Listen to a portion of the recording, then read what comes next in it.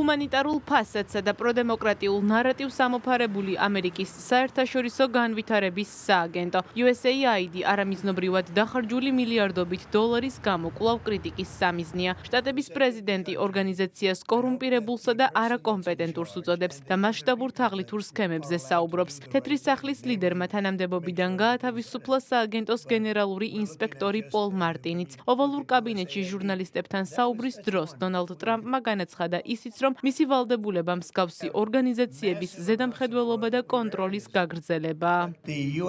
USAID ნამდვილად კორუმპირებული და არაკომპეტენტურია. ვერ წარმომიდგენია მოსამართლემ თქვას. კარგი, ეს შეიძლება იყოს კორუმპირებული, მაგრამ თქვენ უფლება არ გაქვთ გამოიწიოთ. ჩვენ აგვირჩიეს იმისთვის, რომ ქვეყანაზე ვიზრუნოთ, ვმართოთ ქვეყანა, მაგრამ ჩვენ არ გვაქვს უფლება ვნახოთ, ვის უხდიან და რას უხდიან. ჩვენ გვაქვს თაღლითობის ბევრი ფაქტი, რომელიც გამოვავლინეთ. თუ მოსამართლე იტყვის, რომ არ გვაქვს გამოძიების უფლება, ეს სამწუხარო იქნება ჩვენი ქვეყნისთვის.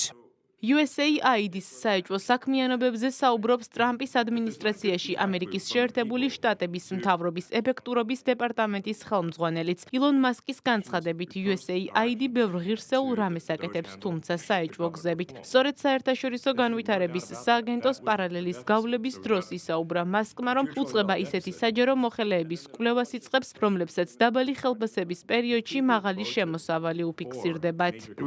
ჩვენთვის საკმაოდ უცნაურია ის, რომ ბიუროკრატიაში არსებობს ადამიანთა დიდი რაოდენობა, რომელთა ხელფასი რამდენიმე ასეული ათასი დოლარია, მაგრამ რაღაცნაირად ისინი ახერხებენ და ათეულობით მილიონი დოლარის ღირებულების კაპიტალს აგროვებენ. იცით რაც მოხდა USAID-ში? ჩვენ უბრალოდ გვაინტერესებს ეს როგორ მოხდა. USAID-ში ბევრი ღირსეული რამეა, მაგრამ მთლიანობაში თუ ვიტყვით, რას ვიღებთ იმის სანაცვლოდ, რასაც ვხარჯავთ, მე ვიტყოდი, რომ ეს არ იყო ძალიან კარგი, ძალიან ბევრი რამ, რასაც USAID აკეთებდა, გავლენას ახდენდა არჩევნებზე ისეთი გზებით, რაც ვფიქრობ, რომ საეჭვო იყო.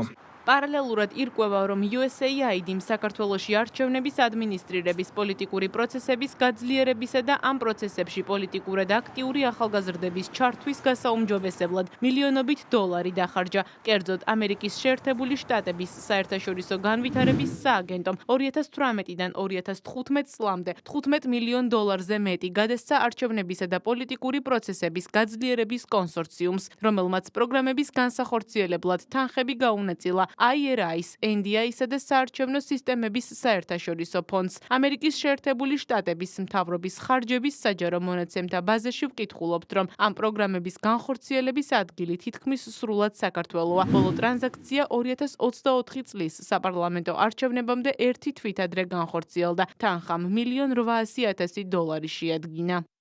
ამერიკის საერთაშორისო განვითარების სააგენტოსგან მომართული თანხები, რომ ხშირ შემთხვევაში არამიზნობრივად მათ შორის უცხო ქვეყნების შიდა საქმეებში ჩარევისკენ და არეულობისკენ იყო მომართული, ამაზე ქართულ ოცნებაში წლებია საუბრობენ. USAID-თან დაკავშირებით შტატების პრეზიდენტის ბოლოდროინდელ განცხადებებსა და გადაწყვეტილებებს დღეს მთავრობის მეთაური გამოეხმაურა. ირაკლი კობახიძის განცხადებით, ამერიკის შეერთებული შტატების ახალი ადმინისტრაცია ახლა საუბრობს იმ ყველაფერზე, რაზეც სახელისუფლებო გუნდი გასული წლების განმავლობაში საუბრობდა. პრემიერ-მინისტრის თქმით, სწორედ USAID იყო საქართველოში რევოლუციური პროცესების დაგეგმვასა და განხორციელებაში ჩართული. ჩვენ კიდევ ერთხელ უნდა გამოვხატოთ ჩვენი კმაყოფილება იმით, რომ ამერიკის შეერთებული შტატების ახალი ადმინისტრაცია საუბრობს იმ ყველაფერზე, რაზეც ჩვენ საუბრობდით მთელი გასული 13 წლის განმავლობაში. რა თქმა უნდა, საქართველოშიც USAID პირდაპირ იყო უხეშად ჩართული პოლიტიკურ პროცესებში, უშუალოდ საარჩევნო პროცესებში უფრო მეტი ჩართული იყო რევოლუციური პროცესების დაგეგმვაში და განხორციელებაში. ამის კონკრეტული მტკიცებულებები არსებობს, მათ შორის ვიდეო მტკიცებულებები, გახსოვთ იგივე კანვასის ტრენინგის სხვადასხვა აქტივობა. რა თქმა უნდა, ეს ყველაფერი არის უკიდურესად მიუღებელი და ძალიან კარგია, რომ დღეს ამ ყველაფერზე ალაპარაკდა უკვე ამერიკის შეერთებული შტატების ახალი ადმინისტრაცია. თქვენ გახსოვთ, კიდევ ერთხელ მინდა ხაზი გაუსვა ერთ რამეს, რადიკალური ოპოზიცია, NGO-ები, მათი მხარდამჭერები აცხადებდნენ, რომ არსებობდა იდეალური დასავლეთი და არც ერთ შემთხვევაში ამ იდეალურ დასავლეთს არ შეიძლებოდა ქონოდა რაიმე უარყოფითი განზრახვა ჩვენი ქვეყნის მიმართ. დღეს, რაზეც ჩვენ საუბრობდით, რომ იყო მანკიერი გამოვლენებები დასავლელი დასავლელი პარტნიორების ასე ვთქვათ ქმედებებში, ამ ყველაფერს ადასტურებენ თვითონ დასავლელი პარტნიორები, ინსტიტუტების წარმომადგენლები, კერძოდ ამერიკის შეერთებული შტატების ახალი ადმინისტრაციის წარმომადგენლები, რომლებიც პირდაპირ ადასტურებენ, რომ USAID-დან სხვადასხვა სხვადასხვა ქვეყანაში და მათ შორის იყო რა თქმა უნდა საქართველოს იმართებოდა არასწორი პროცესები, ეს იყო რადიკალური რევოლუციური პროცესები, ეს ყველაფერი უკავშირდებოდა საარჩევნო პროცესებში ჩარევას.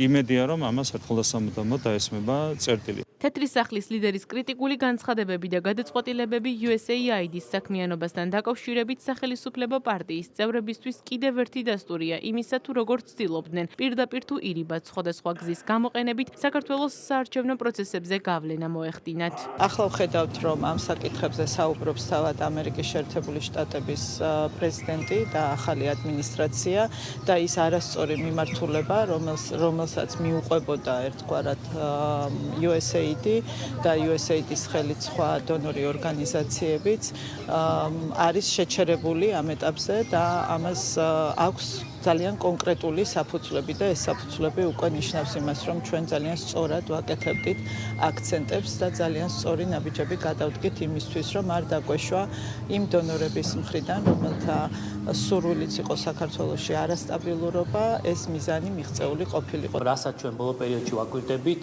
და გამჟღავნებული დოკუმენტებიდან, რაც ჩვენ საზოგადოებამ ნახა, USAID ფაქტობრივად გადაიქცა არაფორმალური გავლენების ინსტრუმენტად და ბევრისთვის იგი გადაიქცა ლეღვის ფოთლად იმ უკანონო საქმიანობის დასაფარად, რასაც ისინი აწარმოებდნენ საქართველოსის და საქართველოს ფარგლებს მიღმაც. ამას ამბობს პირდაპირ ამერიკის შეერთებული შტატების პრეზიდენტი, სახელმწიფო მდივანი და მაღალი თანამდებობის პირები ამერიკის შეერთებული შტატების. USAID-ის პირდაპირ თუ სხვა ფონდების დაფინანსების სქემები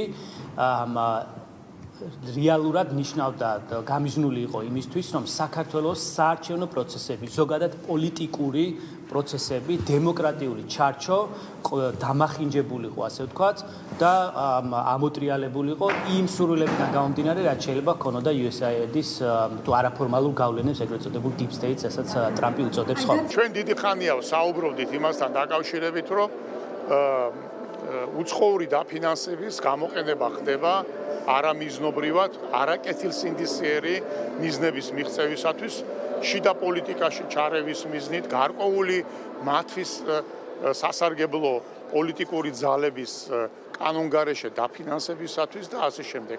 რაც საბოლოო ჯამში ხშირ შემთხვევაში ფერადი რევოლუციების თუ ქვეყნის წინააღმდეგ საბოტაჟი გამოიხატებოდა. ამაზე გვეუბნებოდნენ ჩვენ, რომ როგორ შეიძლება რომ თქვენ გამჭვირვალობის კანონს ითხოვთ, მაგრამ აღმოჩნდა, რომ თვითონ ამ დაფინანსების წყარო სახელმწიფოს ლიდერები აცხადებენ, რომ ეს თანხები გამოიყენებოდა არამიზნობრივად, ამერიკის ინტერესებს არ ემსახურებოდა. საქართველოში დონორი ორგანიზაციები, მათ შორის ყველაზე მსხვილად USAID აფინანსებდა რევოლუციებს, აფინანსებდა რადიკალურ პროცესებს და შესაბამისად ეს დადგინდა და დამტკიცდა თავად ამერიკის ხელისუფლების მხრიდან. როდესაც დღეს ყოველ დღე ჩვენ გვესმის, რომ USAID-დან არის ათობით მილიარდი წასული სხვადასხვა ქვეყანაში, მათ შორის საქართველოში და თან არამიზნობრივად, არასწორად და უწოდებენ აი ამ ორგანიზაციას ამერიკის დღევანდელი ხელისუფლება კრიმინალს, არაკომპეტენტურს და ასე შემდგომ. სახელისუფლებო გუნდი შტატების ახალი ადმინისტრაციისგან მეტი ინფორმაციის გასაჯაროვებას ელოდება, თუ რას ხმარდებოდა USAID-ისგან შემომავალი მილიონობით დოლარი საქართველოში.